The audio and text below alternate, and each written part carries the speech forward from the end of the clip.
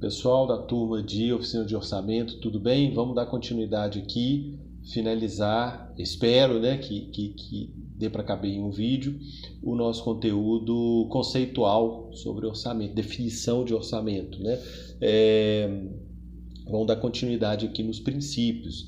O último princípio orçamentário que eu falei era o da anualidade, está explicadinho.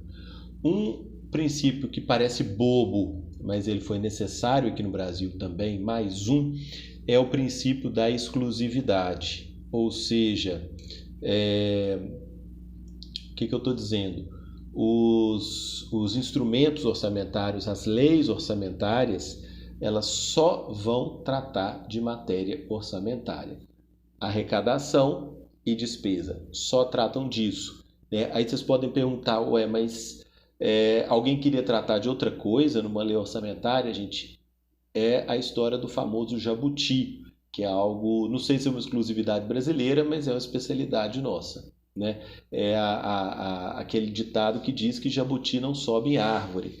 Se ele está na árvore é porque alguém colocou ele lá. Ou seja, é uma coisa estranha, é uma coisa fora de lugar, mas que por algum motivo alguém colocou nesse lugar estranho onde não deveria estar. Então, existe esse risco, né? É muito comum, gente, até hoje, quando você vai ter a aprovação de uma lei, por exemplo, sobre transporte urbano, infelizmente, né, isso deveria ter acabado, mas ainda existe. Aprova-se uma lei sobre transporte urbano, você vai ver um artigo lá, está falando de regulação urbana, está falando de altura de prédio, está falando de cobertura de prédio, instalação de antena de celular. Não tem nada a ver com o assunto da lei. Você vai ter 90 artigos sobre transporte urbano e vai ter 2 artigos ali sobre, olha, os prédios que tiverem cobertura não vão poder ter antena de celular. Tem nada a ver com o assunto. É o famoso jabuti. Alguém pegou esse assunto, colocou dentro de um projeto de lei que não tinha nada a ver, torcendo para que a aprovação do projeto sobre transporte público também aprove essa outra matéria, esse outro assunto qualquer de regulação urbana de construção de prédio, né? Gente, isso é uma forma de trapaça, né? É uma forma de trambique. Muitas vezes você tem um assunto que já há consenso ali no legislativo, né? Todo mundo já concordou, os vereadores, deputados federais, estaduais, senadores, né? que for, eles já concordaram em aprovar um determinado projeto de lei, e aí algum grupo mais espertinho ali dentro coloca um outro tema, muitas vezes para o qual não houve tanta discussão, que não há muito consenso, para aprovar ali e pegar carona. Ou seja, você vai lá e coloca o jabuti no galho da árvore onde ele não deveria estar, né? E ele acaba aprovado junto. Então, isso em termos de técnica legislativa, isso é uma gambiarra horrível, um tipo de trambique, né? Volta e meia isso ainda aparece, apesar de que já foi mais comum no passado. Esse princípio da exclusividade é uma forma de blindar as leis orçamentárias, né, desse tipo de perigo. Então você vai lá, você sabe que o orçamento tem que ser aprovado todo ano, né, e coloca ali um outro assunto qualquer, sei lá, regulação bancária, sei lá, qualquer outro assunto, numa lei que você sabe que vai passar, né, porque ela tem que passar, ela tem um prazo para passar. Então, esse princípio proíbe que as leis orçamentárias sejam utilizadas para outros assuntos, né? Para vocês terem uma ideia que esse risco já foi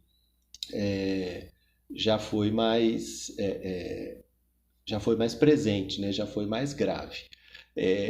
Outro princípio, gente, esse aqui, olha, se vocês quiserem se especializar nesse assunto, se vocês quiserem aprofundar nisso, vocês vão ter um prato cheio, tá? Vocês podem até fazer carreira com isso, fazer consultoria com isso. Princípio da especificação, tá? É óbvio também, gente, mas esse é algo que ainda está por fazer.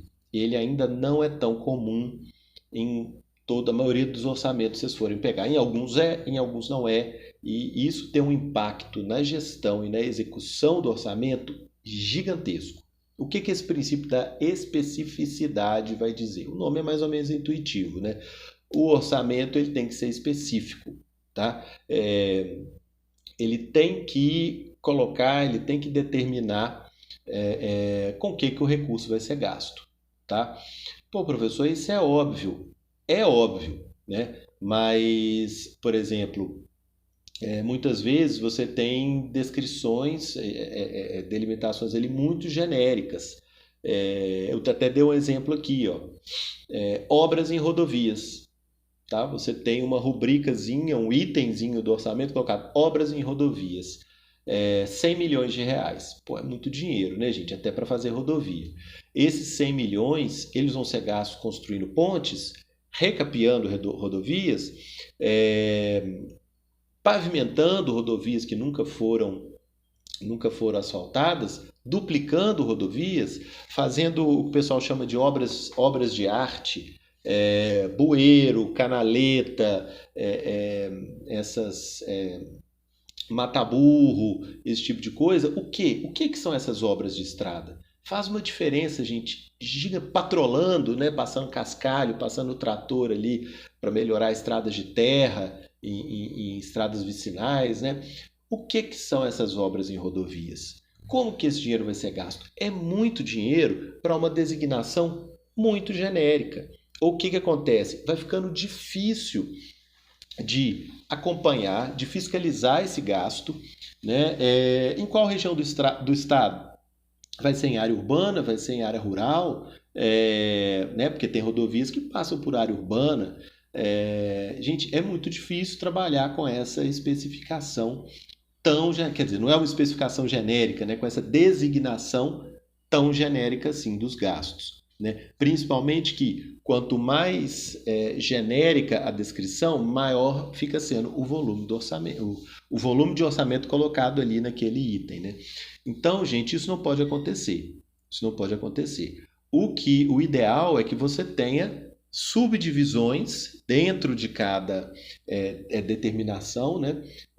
Dentro de cada item, você tenha subdivisões que sejam mais precisas. Então, você teria lá, por exemplo, isso aí é o documento que eu vou passar para vocês, os orçamentos aí que vocês vão trabalhar, que eu vou atribuir a cada um de vocês.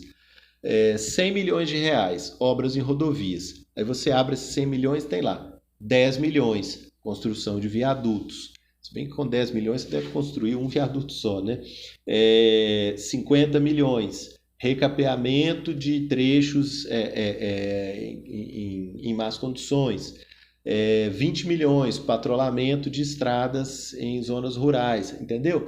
Você tem que especificar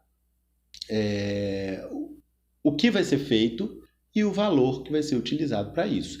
Gente, claro que isso tem um limite, né, gente? Claro que o orçamento é um instrumento de planejamento. Ele não é uma execução propriamente dita. Então, o que eu quero dizer? Na maioria das vezes, você vai ter assim, pegando esse mesmo exemplo, 100 milhões de reais, obras em rodovias. Abriu ali, vai ter 10 milhões, construção de viadutos. Você não precisa dizer qual viaduto que é, nem onde que é. Não precisa, tá? O orçamento ele tem que dar alguma flexibilidade para o gestor na hora de executar. Ele não pode ser um gesso, uma camisa de força, né? Porque lembra que ele é feito no ano anterior. Então é complicado você já deixar tudo amarrado de um ano para o outro. Tem coisa que você vai executar mais de um ano depois, né?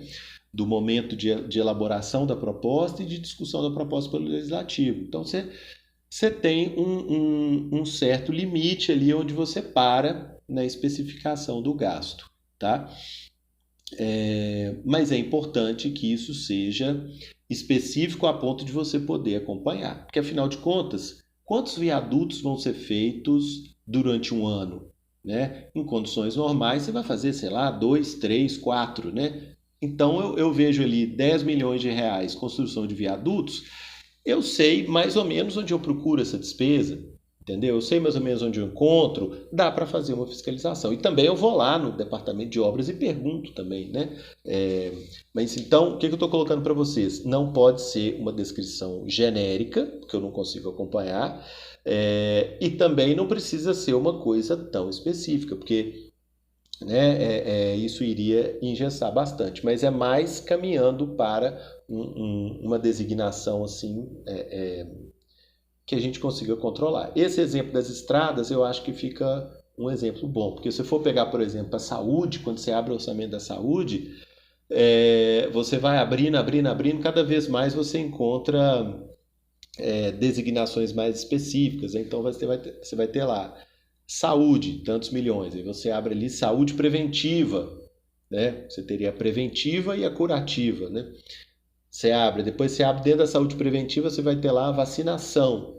Dentro da vacinação, você vai ter lá campanhas de vacinação anuais, né? Aquelas que vão ocorrer todo ano, campanhas de vacinação para crianças, campanhas de vacinação extraordinárias, tipo foi o do Covid, entendeu? E você vai abrindo cada vez mais. Provavelmente você vai ter ali, dentro de cada campanha de vacinação, ainda uma rubrica menor, ou pelo menos uma divisão ali, para falar, por exemplo, vacinação em áreas de difícil acesso, populações indígenas, ou seja, que vai ter uma despesa específica para você poder chegar até aquele lugar, né? Transporte de barco, de helicóptero, de avião, porque são condições especiais, né? Então vale a pena especificar isso. Uma coisa é você aplicar a vacina num posto de saúde de um bairro, onde todo mundo ali já sabe que o posto existe, que a vacinação existe, as pessoas vão até lá, até porque fica perto da casa delas, é um tipo de despesa. E outra coisa é uma vacinação que vai ser feita numa área de floresta, com transporte difícil, né, que você vai ter que, né, alugar um helicóptero ali, alguma coisa nesse sentido.